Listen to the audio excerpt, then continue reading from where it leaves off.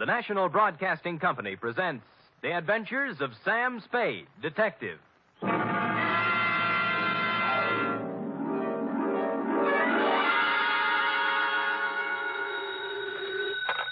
Spade Detective Agency? Me, sweetheart. Oh, Sam. Now, F, all is forgiven, like I told you. How can you forgive me, Sam?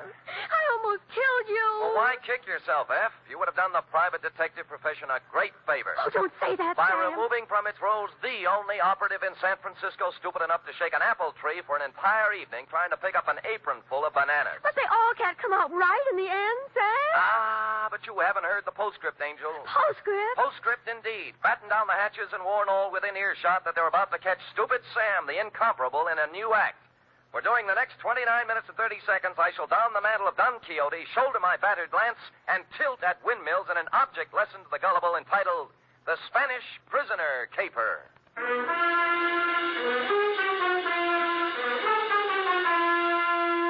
Transcribed for NBC, William Spear, radio's outstanding producer-director of mystery and crime drama, brings you the greatest private detective of them all in The Adventures of Sam Spade.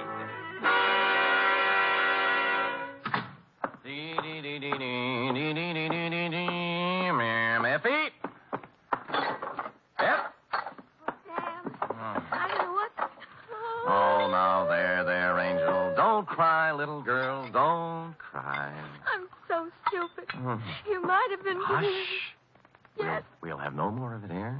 But... Not a word, not a word. Book, pencil. Yes, sir.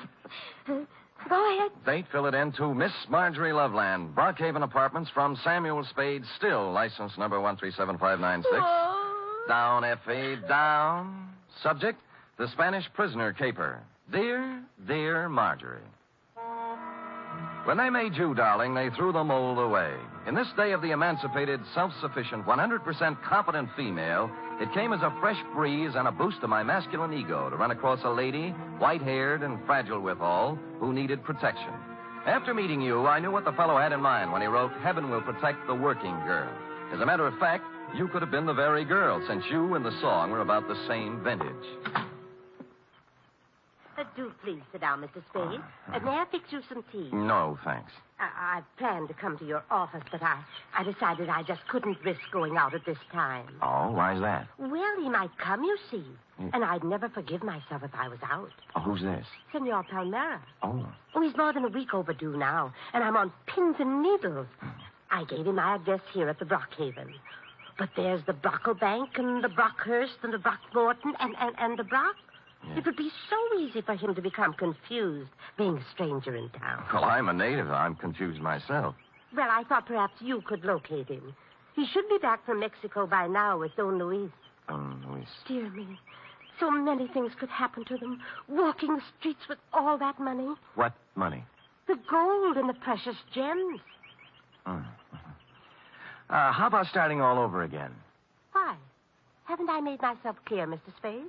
Well, I have the end fairly straight, yes, but if you'll give me the beginning, we'll have everything. Well, I suppose the beginning was 3 weeks ago. Where?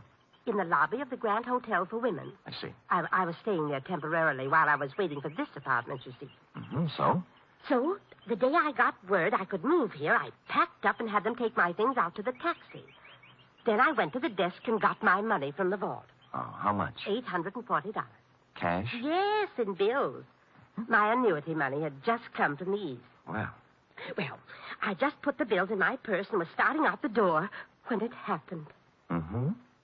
This voice came over my shoulder.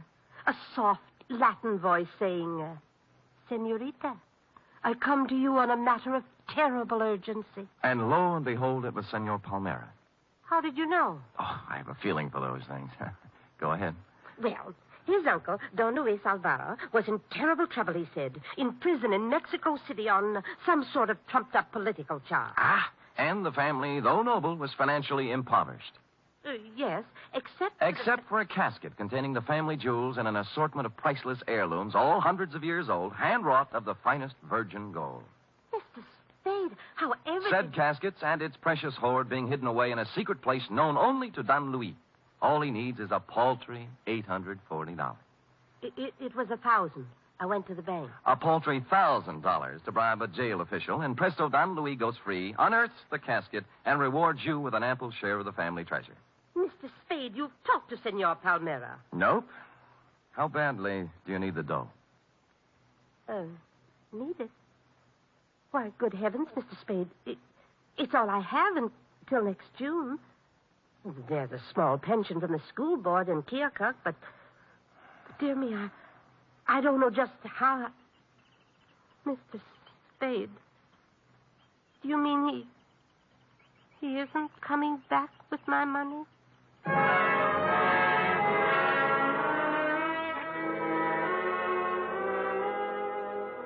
The truth of the matter, Marjorie, was that you'd fallen for the Spanish prisoner's swindle. A hoary old chestnut that goes back to the day of P.T. Barnum and before. But you look like if I gave you an honest answer, you'd dissolve into tears. And as I said, I was in one of my heaven and Spade will protect the working girl moods, so I made up a dishonest one. Mr. Spade, will I'll try and look him up. Maybe it's all a terrible misunderstanding. Oh, good.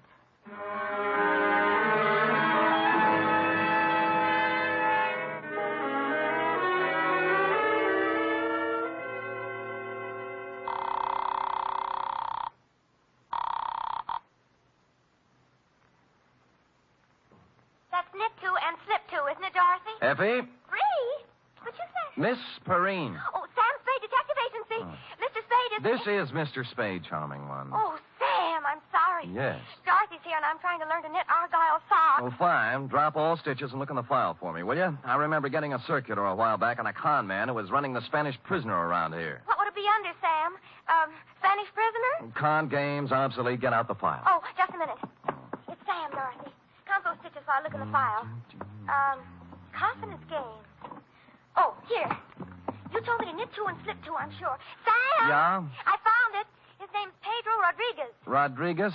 There's no address, but it says he habitually associates with somebody named Lolita Montoya. Sounds Spanish. Slightly. Any address for her? 615 Mason Street. Fine. And that's all there is, Sam. Oh, golly, I'm so mixed up with these darn argyles. Well, what's so tough about that? Well, you ought to try it sometime. What row are you on? 27th. Knit three and slip one, she says, and I... She's wrong. Knit two, slip one, knit one, pass one, and knit one. You got it? Sam! How versatile. Nothing at all. I've been going out with a gray lady.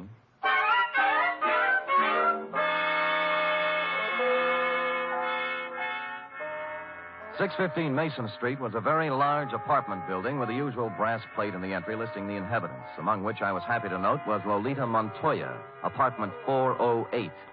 I picked up the house phone and pressed the button. Yeah? Telegram for Lolita Montoya. Lolita isn't here. Lolita? My Lolita? Who is calling? Just a telegram, Pop. Stick it in the box, eh? Money order. Somebody has to sign for it. But it may be important. I will take care of it, understand? Yes, I understand. Sonny, Yeah? climb back into that cab I saw you get out of. Hustle over to Western Union and tell the president Lolita's on a vacation. Get it? Score for you now. Hello? Well.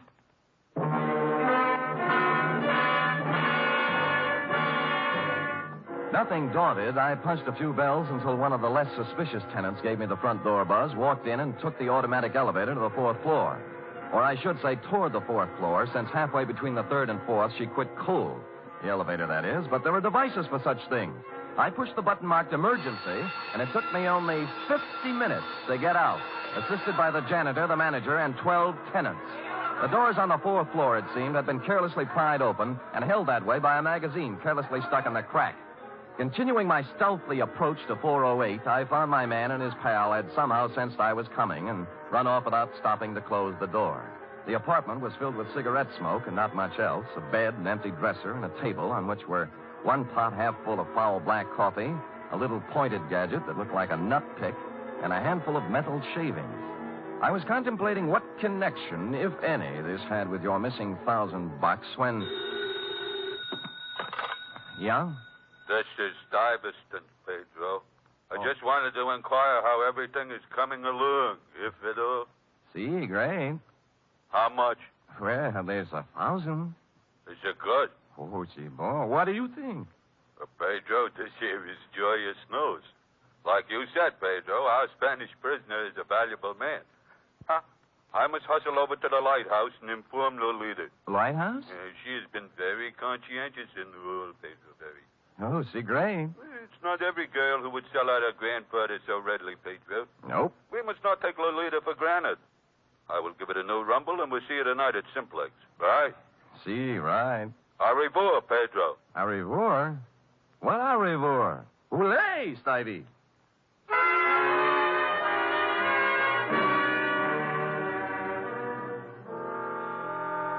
The only lighthouse I knew was a gin mill perched midway down the Embarcadero south of Market, surrounded by shoals strewn with human wrecks of all descriptions.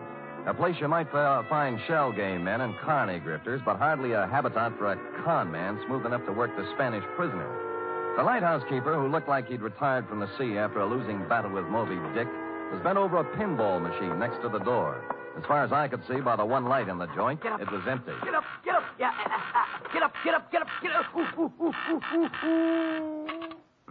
Oh. Too bad, lighthouse keeper. Yeah, what do you have? Well, beer when you're ready. Do you know Pedro Rodriguez? Yeah, worked for me once, a couple of years ago. I canned him. Why? He's a swab.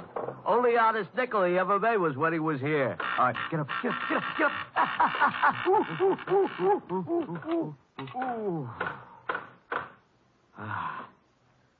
Thanks. Yeah, crooked swab is Pedro Rodriguez. He's up to something right now, if you ask me. Spanish prisoner? Oh, you mixed up in it too, huh? Nope, I just want to be. How does it go? Well, I don't know much about it, only it seems to smell. See, Pedro was sitting at the bar the other night with another swab, talking about an old Spanish gent who was going to make him $1 million. Just come over from Spade. Get up, get up, get up.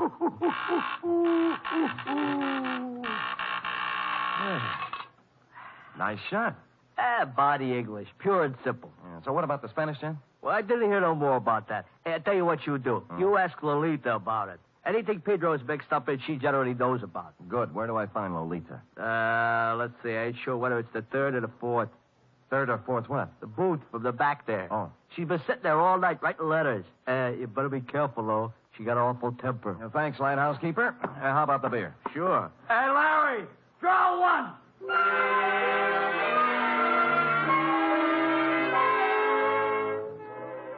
So Larry drew one, and I took it down to the bar to a point opposite booth number 4, which indeed contained Lolita, a fragile little thing wearing a turtleneck sweater marked Stillman's Gym.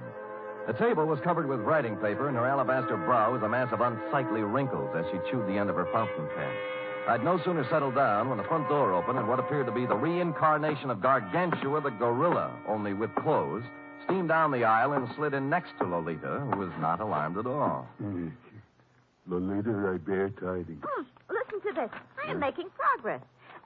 Grandfather dear, you cannot know how dire is the peril into which I have been thrust. Okay? Possibilities. Or maybe, Grandfather beloved. As I take up my pen in hand, I am overcome with fear. Things look very black indeed. I have fallen into the clutches of a...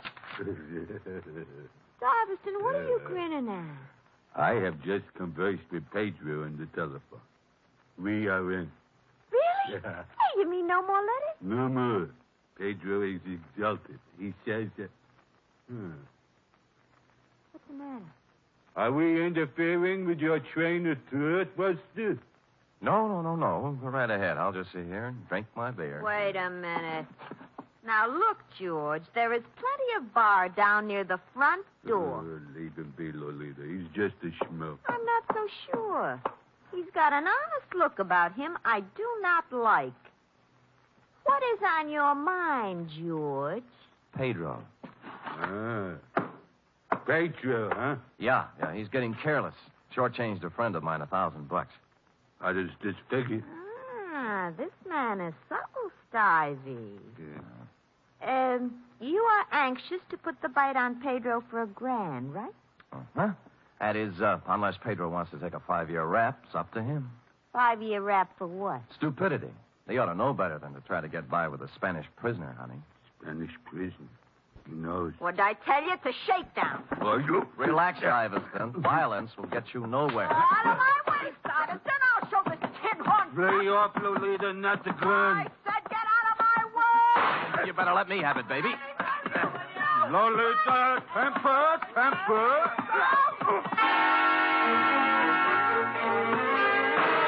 got hold of the gun with one hand while Lolita chewed on my other one. Stuyvesant, meanwhile, catching my head under his arm like a nutcracker and kicking me in the stomach with his knee. This went on for some time, then I became vaguely aware of Stuyvesant's fist, as big as a ham, coming up from the floor. He put me on the side of the head, and I skidded down the marble floor, past the row of booths like a ball in a bowling alley, scoring a 10-strike on the pinball machine, which leaned drunkenly over me, stuck out its coin drawer, and flashed a red light in my face, reading, "Foul ball, try again." Stupid me, I did.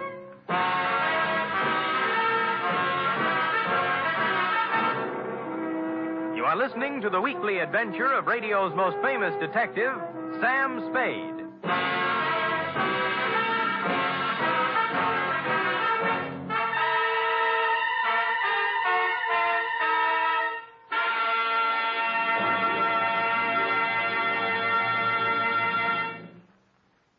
Three chimes mean good times on NBC.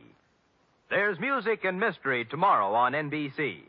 For music, your hit parade brings you the top tunes in the land, as selected by you and presented by Raymond Scott's Orchestra, Eileen Wilson, and Snooky Lanson. For mystery, Herbert Marshall stars as the Man Called X, an intrepid adventurer in international intrigue who travels to all corners of the world. Wherever there is danger, romance, and mystery, there you will find the Man Called X.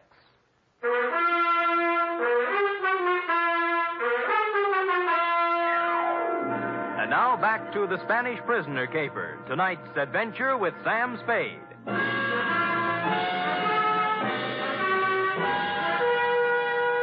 I came to with my head jammed between the brass rail and the bar next to what proved to be the lighthouse keeper's left shoe, parked as always in front of the pinball machine. Larry, that's up front. Oh. Get up, get up, get up, get up, get up. Where are they? Top hole is all filled with 3 balls to go. Congratulations. How about Lolita and the mug? Oh, Deb. All right, get up, get up, get up, get up, get up, get up. Oh, Deb? Took off, blast them. I had 780,000 points run up, and they had to go and throw you at the machine, cause a tilt. And Larry!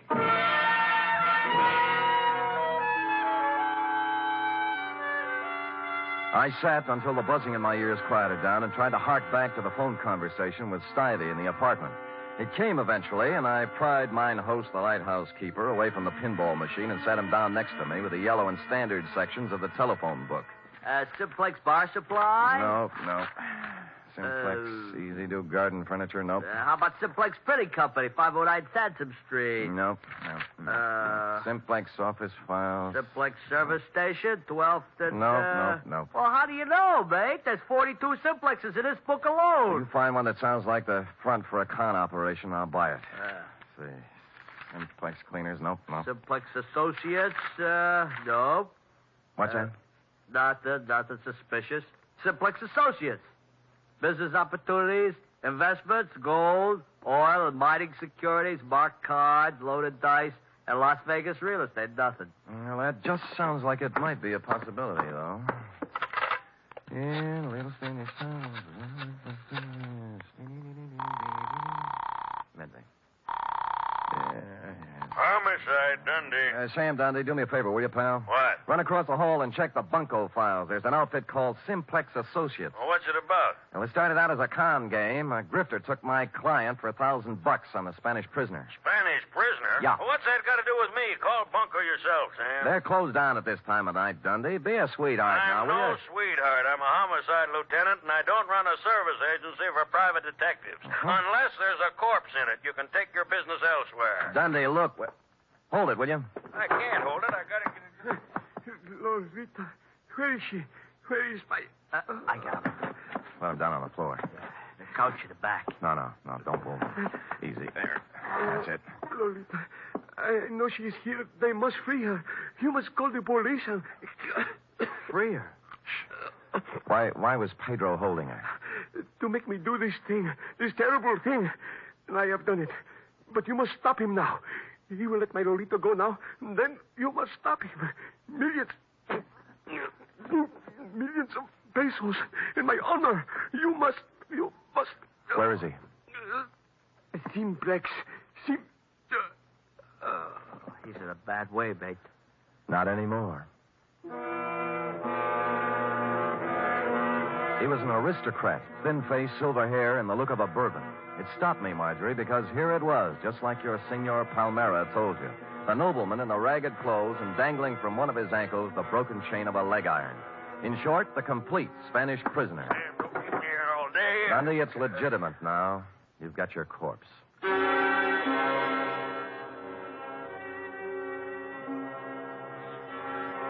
There was nothing on him to indicate who he was or where he came from, but I had a feeling I'd seen him before.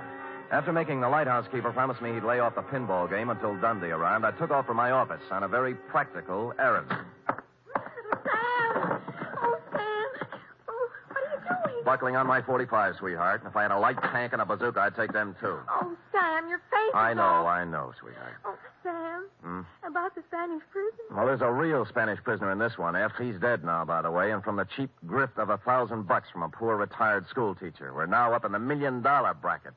They got a murderous ex-Corrine playing like she's been kidnapped and writing extortion notes to her grandpa, and a mug who looks like a monkey's nightmare, and nut picks and metal shavings, and someplace or somebody named Simplex, not to mention... Oh, Sam, stop it. It's all my fault.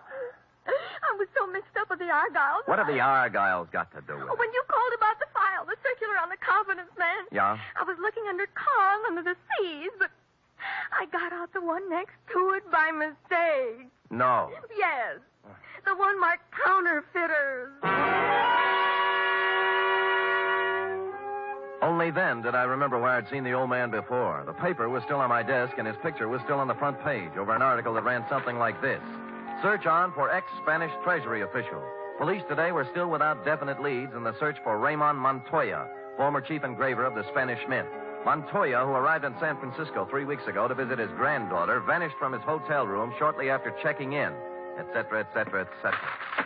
Yes, Sam? Call Lieutenant Dundee at the lighthouse on the Embarcadero. Also call the Treasury Department. Tell them both Pedro Rodriguez and his 2 assistants are even now busily running off currency from plates engraved by Raymond Montoya at the Simplex Printing Company, 509 Sansom Street. Yes, sir.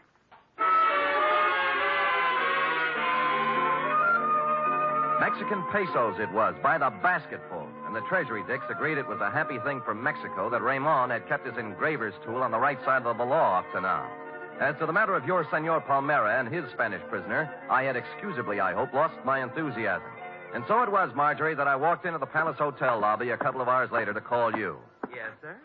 I'd like some nickels to phone, please. Why, sir. Okay. Shall I? No. They're phony Mexican bills. Oh, dear. Dear me. Oh, good heavens. You shouldn't show money around like that. I just stuck them in my pockets for evidence. Forgot to turn them over to the Treasury. Here we are. Here's the dime. Yes, sir. And here you are. Thank you. Hey, senor. You dropped some big money. Keep it. Huh? Yeah. Put these back in my pocket.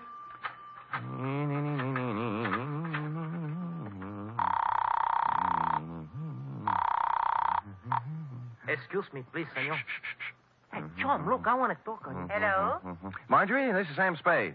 Look, senor, I got to talk Oh, to you. Mr. Spade, did you find him? I'm sorry, Marjorie. I beg your pardon, senor. Just a minute, Marge. Now, look, buddy, you can have the phone in a minute. Now, will you relax? You mean my money is gone? I'm afraid so, Marge. It's an expensive lesson, but it's worth it if you remember, honey. From now on, never flash your money in public places. Senor, please. I'm almost through. Will you wait a minute? And never trust strangers, Marge. The world is full of sharks looking around for easy, middle-aged ladies with bankrolls. But he seemed so honest, Mr. Spade. That's the trouble. The way he came up to me and said, Senorita, I come to you on a matter of terrible urgency. I know. He saw your bankroll, Senor, and he I come figured... to you on a matter of terrible urgency. Figured you look like an easy mark, Marge, so... Senor? Just a minute, Marjorie. What did you say? I say I come to you on a matter of terrible urgency. My uncle, Don Luis Alvarado, he's in awful trouble. Oh? Oh, there's going to be great rewards, senor, if you help us. You know, we just might be able to work something out.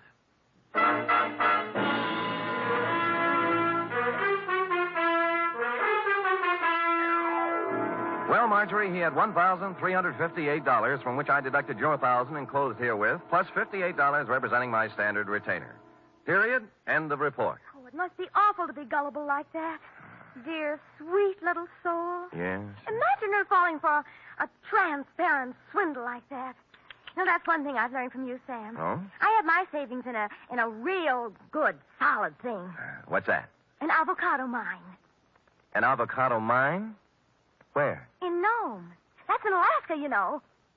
Mm-hmm. Well, nevertheless, and notwithstanding, go type that up.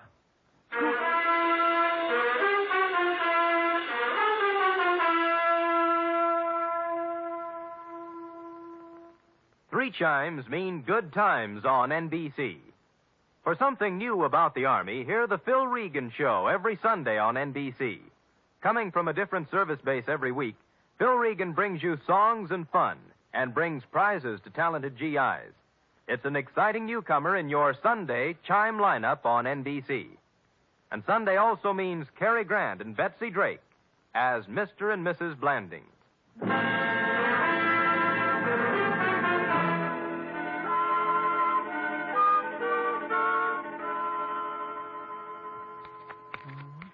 Here it is, Sam. Why, Sam. A knit 2, purl 3, slip 1, and knit 1, you see? How many rows did you do? I'm on 57. Are you sure you're right, Sam? Well, look at it. Have you ever seen such argyle? Well, that's what I mean, Sam. They sort of billow out, don't they? Well, who cares? That guy you're making him for probably won't appreciate him anyway. But they have to fit, Sam. Well, look at that. It'll make a perfect sleeping bag for a fat cat. Now, tell him your boss lost them up. But, Sam, oh, dear. What's the matter? Well, it was going to be a surprise. Therefore, No. Yes?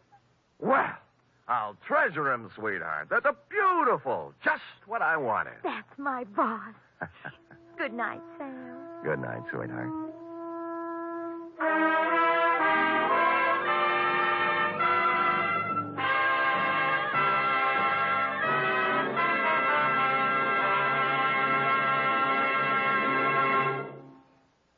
Tonight's transcribed adventure of Sam Spade was produced, edited, and directed by William Spear. Sam Spade was played by Stephen Dunn. Lorene Tuttle is Effie. Also in the cast were Verna Felton, Lou Merrill, Shirley Mitchell, Ed Max, Jerry Hausner, Nestor Paiva, and Tony Barrett. Script for tonight's adventures by Harold Swanton. Musical scoring by Lud Gluskin, conducted by Robert Armbruster.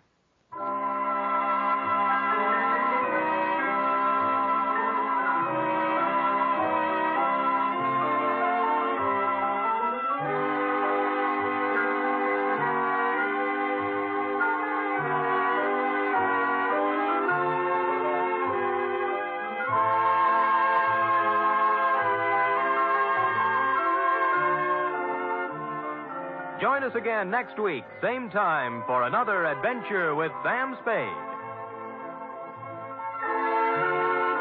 For more mystery excitement tomorrow, it's The Man Called X on NBC.